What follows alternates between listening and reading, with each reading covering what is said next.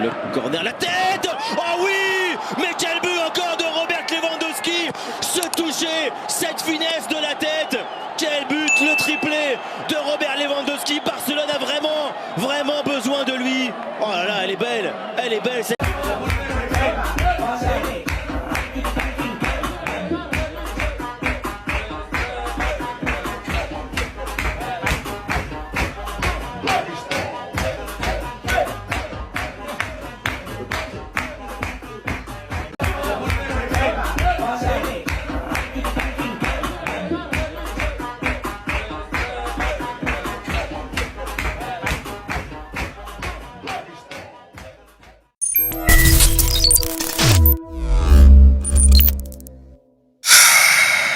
Ça, c'est pas le des matchs où je suis dégoûté à la fin. Ça, c'est un peu de soulagement. Vous voyez un peu ce que je veux dire? Bonjour les amis, j'espère que vous portez toutes et tous très bien. Je suis très content de vous retrouver aujourd'hui. Comme vous pouvez l'entendre à ma voix, je suis un peu malade. Ouais, c'est mon quotidien. Ouais, c'est comme ça. Je suis malade, mais on va essayer de faire un débrief cohérent, avec du recul, avec pas mal aussi de sang-froid, parce que la première période, je vous mens pas que j'avais vraiment encore la tête toute rouge qui chauffait, parce que j'étais en colère. Mais voilà, il y a quand même beaucoup de choses à dire sur ce match. Installez-vous, on va en parler. Avant d'aller plus loin, cette vidéo est sponsorisée par mon partenaire RedFoot, site de vente de maillots en ligne. Il me fait parvenir ce survêtement que vous pourrez trouver sur leur site. Actuellement, c'est la promotion du Black Friday jusqu'au 26 décembre. Si vous achetez pour un montant supérieur à 49 €, ils offrent un maillot supplémentaire de votre choix gratuitement. Si vous achetez pour un montant supérieur à 89 €, ils vous offrent 2 maillots supplémentaires gratuits. Si vous achetez pour un montant supérieur à 139 €, ils vous offrent 3 maillots de vos choix gratuitement. Et notez que toute commande qui est supérieure à 89 €, vous aurez la livraison gratuite. Vous aurez la procédure pour avoir les maillots gratuits. Comment faire pour les avoir, je veux dire, là, directement à l'écran ou alors en commentaire. Et n'oubliez pas que vous aurez également la livraison gratuite si vous achetez pour un montant supérieur à 89 €. Et enfin, avec le code de réduction Massian, vous aurez 18% de rabais sur la totalité de vos achats. Les liens en description. Revenons sur le match, parce que oui, comme je vous l'ai dit, il y a eu limite 2 matchs aujourd'hui. Il y a eu 2 mi-temps. La grosse information déjà de la soirée, de la journée, c'est que le Real Madrid jouait aujourd'hui. Le Real Madrid a lâché des points. Vous savez, je vous l'avais dit lors du Classico que j'étais pas tant dégoûté parce que le Barça avait perdu le Classico, mais c'était plus parce qu'on avait fait passer le Real Madrid en gros pour une très grosse équipe qui est très forte dans ce qu'elle fait, alors qu'on est tellement nul, on était tellement nul, je veux dire, ce jour-là, et pas que ce jour-là, même les matchs qui ont suivi, qu'en fait, c'était facile, c'était trop facile pour eux, c'était trop facile pour tout le monde. C'est moi, ça c'est ce qui me dérange depuis pas mal de semaines maintenant, et lorsque le match débute aujourd'hui, j'avais cette appréhension-là.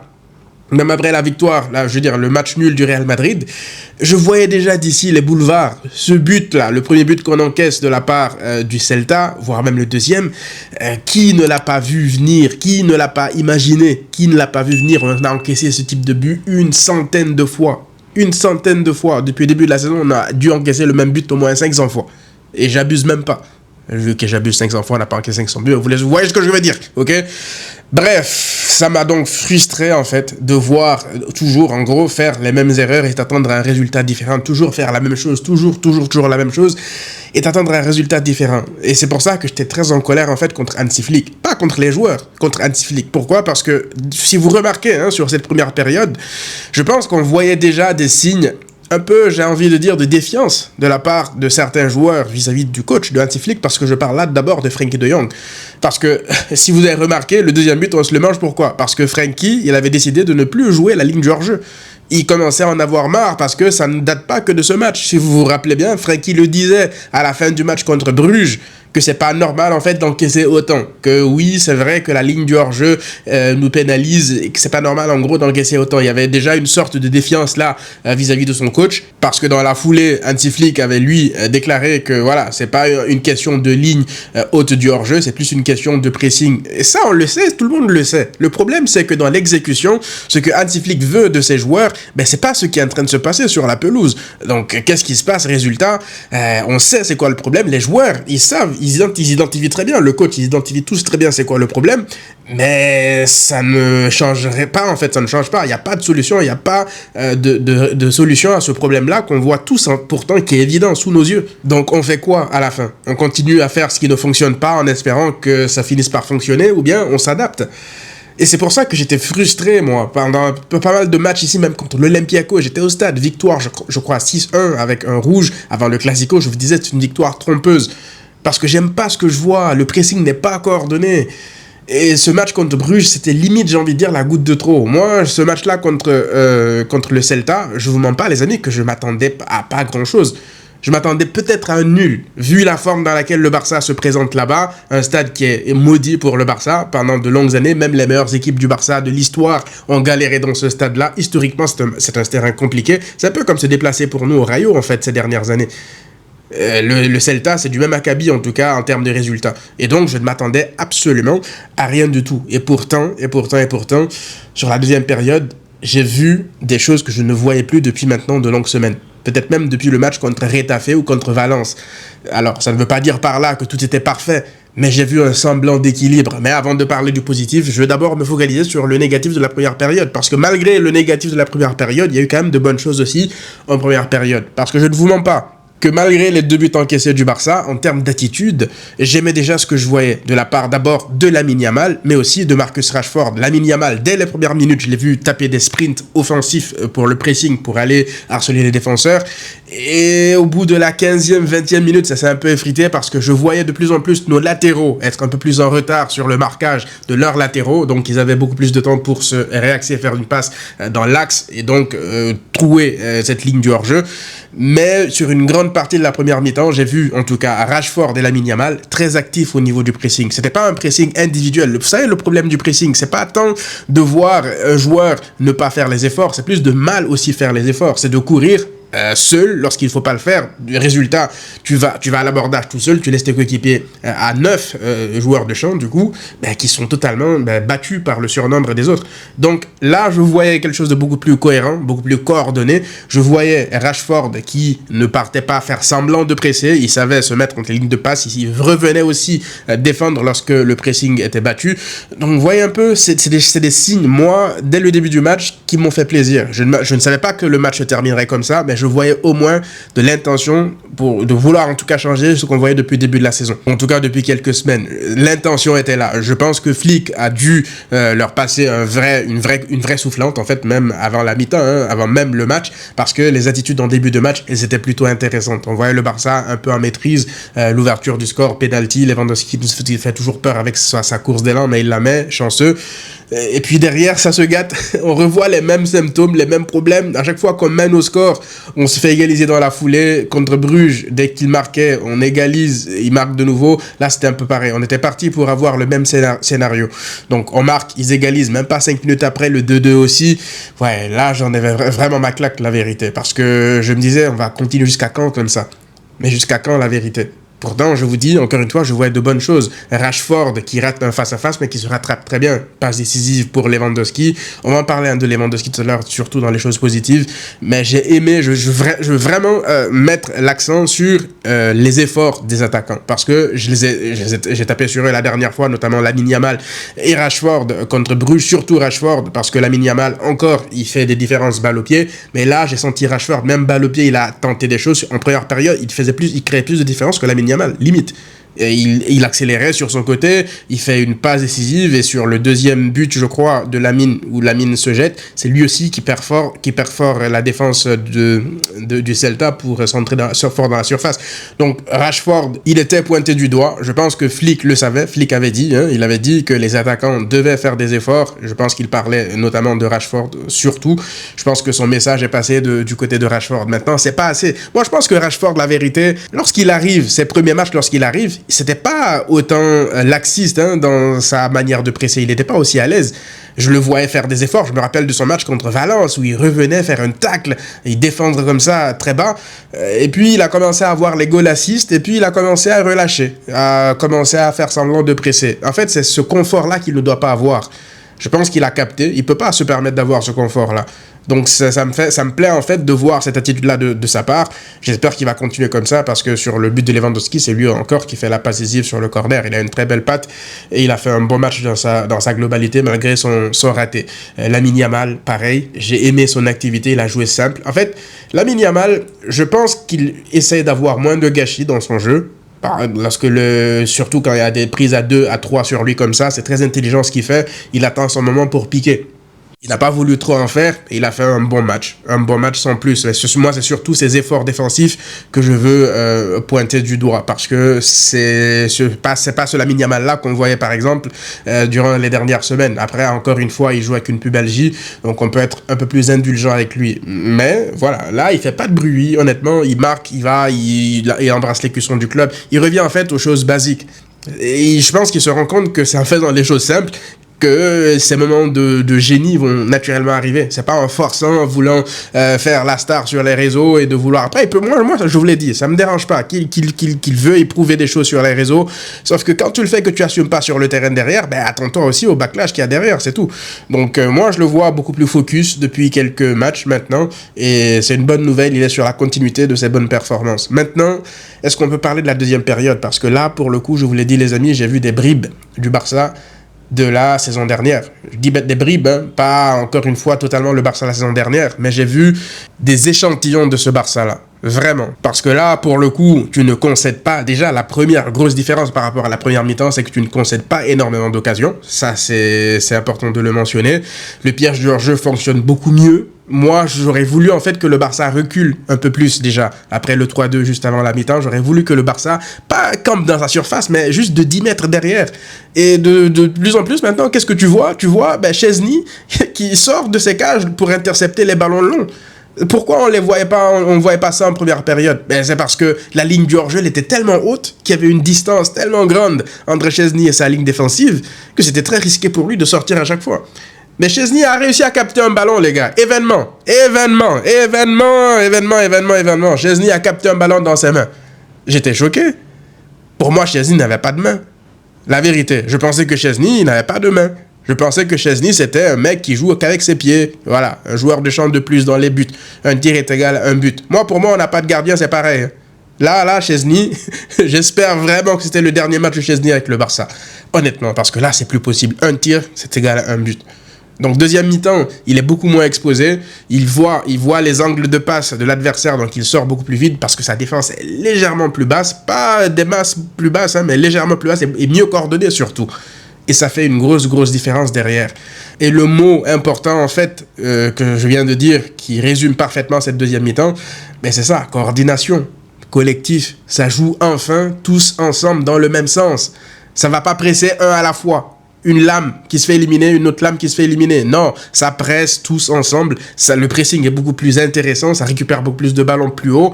Et tu vois le Celta qui fait exactement les mêmes erreurs que les équipes qui n'arrivaient pas à trouver les solutions face à la ligne du hors-jeu du Barça la saison dernière. C'est-à-dire qui sont tellement asphyxiés qu'ils balancent et le Barça récupère très vite. En fait, lorsque le Barça ne récupère pas les ballons très vite, ça devient compliqué, tout de suite t'es exposé. Et pourquoi aussi le Barça marque, est beaucoup mieux en deuxième période? Je l'ai dit ça la dernière fois, mais pourquoi on souffre autant défensivement? C'est parce qu'offensivement, ça va pas en fait. La possession du Barça durant ces dernières semaines n'était pas du tout une bonne possession. C'était limite une possession stérile. Tu sais pas quoi faire du ballon, forcément tu le perds et tu te fais avoir en contre-attaque. Là, lorsque le Barça avait le ballon en termes de possession, tu voyais que c'était maîtrisé, que les joueurs ils avaient beaucoup plus confiance en eux. Frenkie de Jong, est-ce qu'on peut en parler de son match s'il vous plaît? Est-ce qu'on peut parler du match de Frenkie de Jong? Il a fait un match XXL. Je pense limite qu'il était le seul au milieu en fait. Là, tu enlèves les autres milieux, tu laisses Frenkie de tout seul. Allez, il te fait le même match. Il a fait un match incroyable. Et là, je sais que beaucoup vont lui tomber dessus par rapport à son carton rouge. Mais moi, je pense que son carton rouge est limite symbolique de son match. Moi, c'est la personne peut-être à blâmer sur son carton rouge, c'est peut-être Hansi Flick. Parce que ton gars, tu sais qu'il a un carton jaune. Il est en train de jouer comme un mort de faim. Là, pour le coup, c'est le Frenkie que j'aime voir. Le mec qui va chercher le ballon dans les semelles adverses, qui se bat avec Borja Iglesias, là, qui fait 2 mètres. Mais Frenkie n'a pas peur, il va au duel, il se prend des coups, il donne des coups. En fait, j'ai aimé l'attitude globale de l'équipe, au-delà de Frenkie de Jong. J'ai vu des joueurs combatifs sur cette deuxième période. Pas ces joueurs-là qui avaient la tête dans les chaussettes, qui se faisaient boire dans tous les duels. Non, là, tu vois, à l'image de Frenkie, en fait, des mecs qui en veulent. Borja Iglesias, pardon, il s'est mangé des coups. Et plein de joueurs du Celta se sont mangés des coups, les joueurs du Barça se sont mangés des coups, mais ils en donnaient aussi des coups. C'est un match physique, agressif, il y avait de l'agressivité. Et là, tu vois Frenkie, en fait, limite brassard de capitaine à la main, il l'avait pas, mais il jouait comme un capitaine, en fait.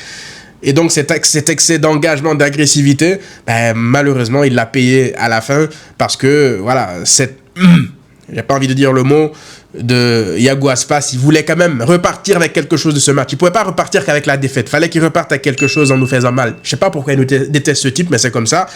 Mais voilà, de faire la simulation qu'il faut, d'en rajouter des tonnes, en mode il s'est pris une balle, il est mort. Mort clinique, ça y est. Autopsie, ça y est, le mec, il est mort. C'est ça, en fait.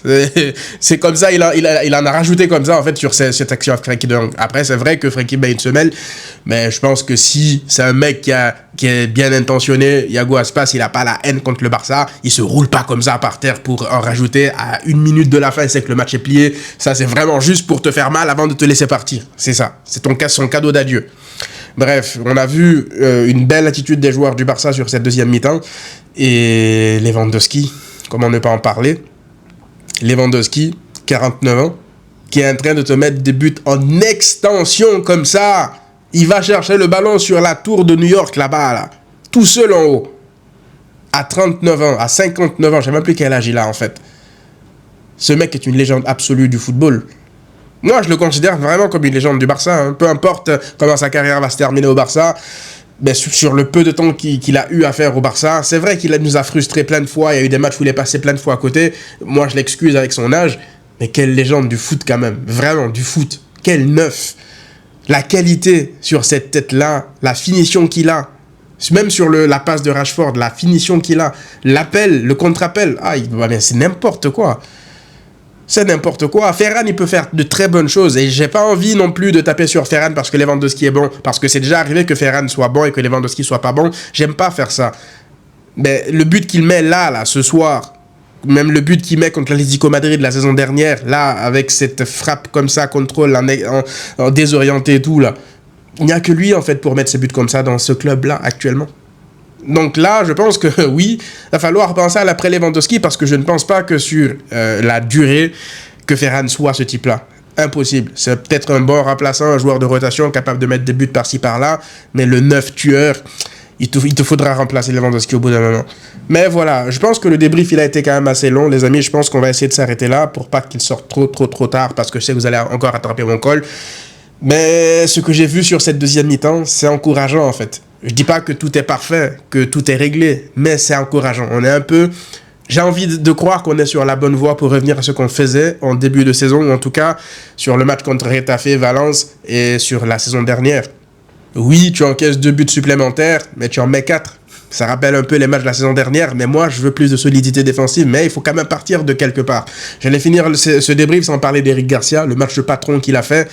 Et le malheur des uns fait un peu le bonheur des autres parce que Koundé, qui n'était pas forcément très bon sur ses derniers matchs, il est remplacé parce que je pense qu'il ressentait une fatigue un peu par défaut, en sachant qu'Eric Garcia, il n'aurait même pas dû jouer ce match parce qu'il était blessé au nez. Et le match de patron qu'il te sort sur Brian Zaragoza vers la fin, là, Koundé, c'est la kryptonite Brian Zaragoza à chaque fois qu'il le croise, mais là, Eric Garcia, il l'a pris en fait, vous savez, comme il y a une vidéo là, d'un policier qui attrape un chien par le col pour le sortir d'un aéroport, un truc comme ça, c'est exactement ce qu'Eric Garcia lui a fait. C'est exactement ce qu'il lui a fait aujourd'hui. En mode, hey, calme-toi, au bout d'un moment, il le tacle, il le prend du sol, il le prend littéralement du sol. Non, mais Eric Garcia, il a fait un match de fou quand même. Il a fait un gros match dans son activité. Lamine Yamal, faut le dire aussi, il a aidé, mais très disponible en fait, très intelligent aussi à chaque fois dans ses interceptions, dans sa lecture du jeu. C'est comme si tu avais un milieu supplémentaire avec lui. Son QI football est très développé et voilà, je voulais quand même le mentionner. On va revenir de toute façon à froid sur tout ça durant cette trêve internationale. Il y aura peut-être même des enseignements. Vous me les demandez, vous êtes plein à me le demander. Mais voilà, vous savez, à la fin de ce match-là, je sors pas avec le même sentiment que les semaines dernières, là, où j'arrive à la fin du match limite sans émotion, en colère même parfois, mais sans émotion. Je débutais en tout cas ce match-là sans émotion. Je regardais les buts comme lorsque Lewandowski met le premier péno du match. Je vous jure les gars, je célèbre même pas parce que je me dis on va encore encaisser derrière parce que je savais un peu c'est quoi le scénario derrière. Mais sur cette deuxième mi-temps, j'ai ressenti un peu, vraiment un peu les frissons du Barça qui me fait plaisir.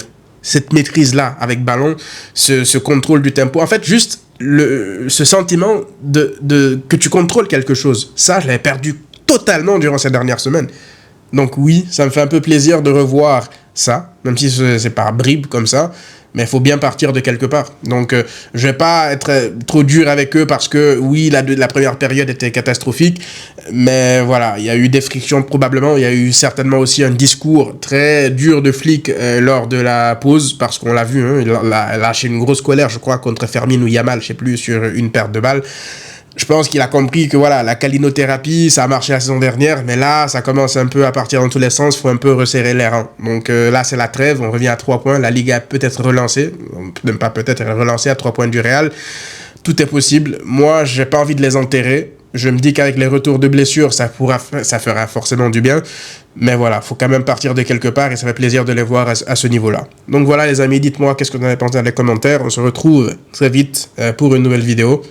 À très vite.